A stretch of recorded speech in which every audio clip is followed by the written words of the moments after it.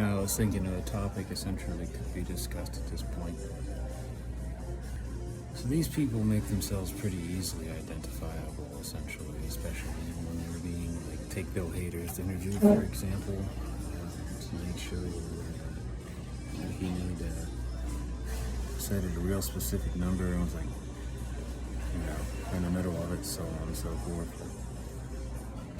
It showed just a little glimmer of emotion that didn't make fucking sense, but that I recognize essentially as being the type of expression that they often get on a daily basis, for example. Which, by the way, was later explained to me at one particular point is he wasn't there the whole time. No. He was in jail at least part of the time, or in prison at least part of the time. No, they just wiped that away and put him to work there, so they could get as much of his youthful enthusiasm as they could. It's like, well, that's a good thing. It's like, yeah, it would be if they probably weren't still providing him with precisely the thing that put him in prison in the first place. Sure. But I was just thinking about that. And it's like all these people continuously revealing themselves by hiding.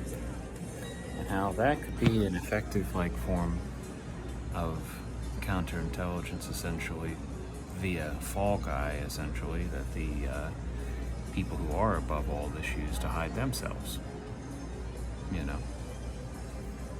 It's like, because they wouldn't be eating from the same trough, essentially, as the common person anyway, So, obviously, all this crap not only fucking puts a lot of stuff on the radar, which changes spots and so on and so forth, would be very difficult, but it does actually have a tendency to bring people back to the same places. You see?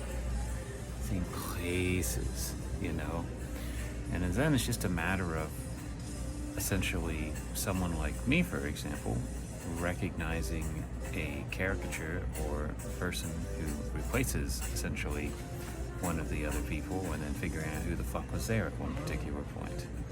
That's pretty simple,